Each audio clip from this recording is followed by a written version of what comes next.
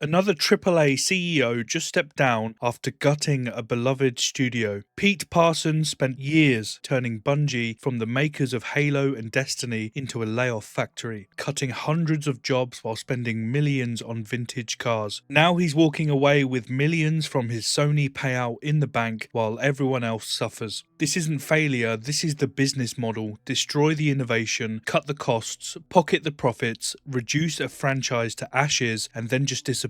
Destiny today is a shell of what it once was. Deleted content, shallow repetitive design, microtransactions at every turn. And if you hadn't noticed by now, this isn't a one-off. It's happening at Activision, EA, Ubisoft, every major publisher. The franchises we love turn to shit, games get worse, more microtransactions, more delays, more broken promises, and while we're dealing with that mess, the executives responsible are just getting richer and richer. EA CEO is earning 260 times what his average employee makes. Activision's Bobby Kotick earned 300 times his workers' pay. These people are being rewarded for systematically destroying the things that we love. To understand why this keeps happening, you first need to understand how the playbook works. They acquire studios, they make big promises about putting players first, creative freedom, all that bollocks. Then projects get delayed, disasters happen, targets aren't met, so they restructure, which is corporate speak for firing the people who actually make the games. And then the executives, they walk away with the bonuses, acquisition payouts, golden parachutes and new job offers to do the same thing all over again. It's the same cycle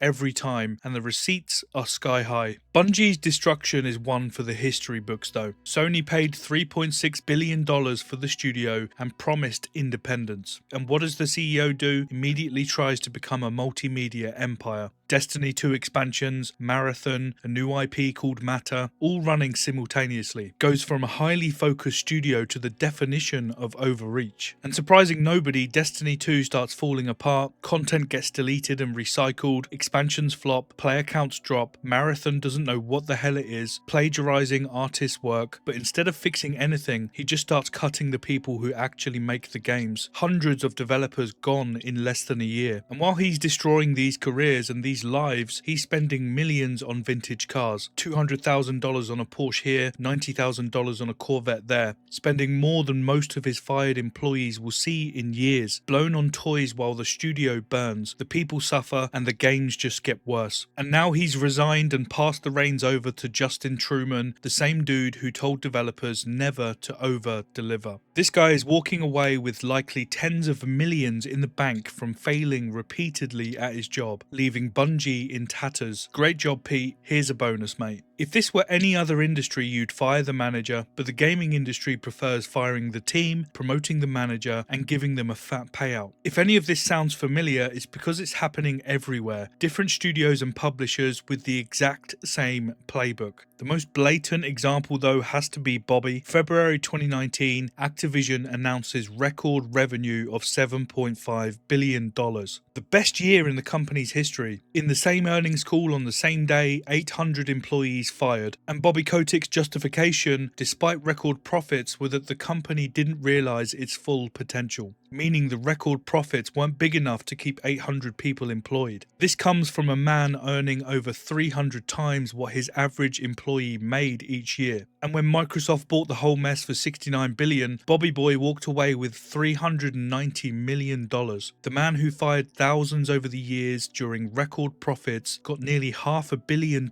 as a reward for it. Job well done, I guess. Imagine explaining that logic anywhere else. Great quarter, Dave, mate. You're fired. The mental gymnastics required to justify firing people during your best year ever is genuinely impressive. But somehow, in gaming, that's just normal. And the best part, investors love it. The share prices go up when these layoffs get announced. The system literally rewards this madness. And of course, EA's got multiple examples of this bollocks. Let's start with Patrick Soderlund, EA's former vice president, who managed to close Visceral Games and create the Battlefront loot box disaster that nearly got gambling regulators involved. How did EA reward award that performance $20 million retention bonus, then he left 6 months later anyway. That's EA for you, paying $20 million to retain someone who was already planning to leave anyway, just throwing money away. But that's not even what's happening today. Andrew Wilson's running the same playbook. March 2023, EA cuts around 6% of its workforce despite operating from a position of strength. And if we translate that, that's basically saying we're doing great, so let's fire 800 people for a laugh so we can all have some more money. This dude earns roughly $30 million a year. That's 260 times what his average employees earn. But the most disgusting example has got to be Randy Pitchford at Gearbox. This one's special because he didn't just fire people during success, he allegedly stole their money. So here's how Gearbox worked as a studio. Below industry salaries, but employees got profit sharing bonuses when their game sold well. Randy loved bragging about this setup and he said, "We share the wealth when we succeed together." Lovely stuff. Then Borderlands 3 launches, massive hit, 5 million copies in 5 days, franchise record, developers are buzzing, calculating their expected bonuses, some probably expecting tens of thousands extra, life-changing money for normal people. But then he gathers up the team and basically says, "Bad news everyone, the game was more expensive than expected, we didn't hit our projections, your bonuses are practically nothing." But here's the crazy bit. Court documents allegedly revealed that Randy had secretly negotiated a $12 million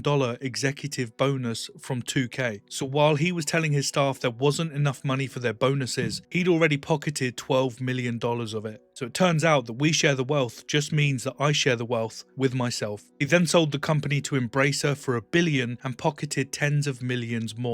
Madness. But the really clever ones, they make sure nobody can fire them in the first place. And guess what happens when the person destroying your favourite franchises literally cannot be removed? Yves Guillemot, the CEO at Ubisoft, the guy who added NFTs in games nobody wanted, failed battle royales, countless cancelled projects, beloved franchises left to rot, classic trend-chasing disasters across the board. But the real masterpiece is when everything goes to shit, Guillemot sends an email to his staff telling them that the ball is in your court, blaming the developers for his leadership failure. The most sinister part is that while Ubisoft stock tanked and the workforce shrunk by 10%, he stayed put. Why? Because his family literally controls the voting power, plus a €1 billion Tencent deal that locked in their control. He's literally engineered it so nobody can fire him ever. The man who's literally destroying Ubisoft cannot be removed from Ubisoft. So here's what this whole system produces: executives protected from their failures, developers punished for the leadership's mistakes, and players just funding the whole cycle. Your favourite franchises turn to shit while the people responsible just get richer. But here's the proof that money doesn't have to be the only goal. And I'm going to keep banging this same drum. Sven Vinker at Larian built Baldur's Gate 3 on a simple philosophy. Happy developers make happy players. Just focus on quality and treating people right. And the result, of course, was Game of the Year, massive success, and a loyal fan base that actually trusts the studio. Larian isn't alone. There are plenty of studios proving that you don't need this greed to make great games. The difference is in what they value. Larian puts money into games, not money into pockets. You can keep funding this cycle every time you buy these games, or you can back the studios that put money into games instead of into executives' pockets. The choice is yours, but at least now you know what you're really paying for. As always, thank you so much for watching. If you want more of the same, check out these 2 videos, and don't forget to like, comment and subscribe to support the channel. It means so much more than you know. Thanks again. I'll see you in the next one.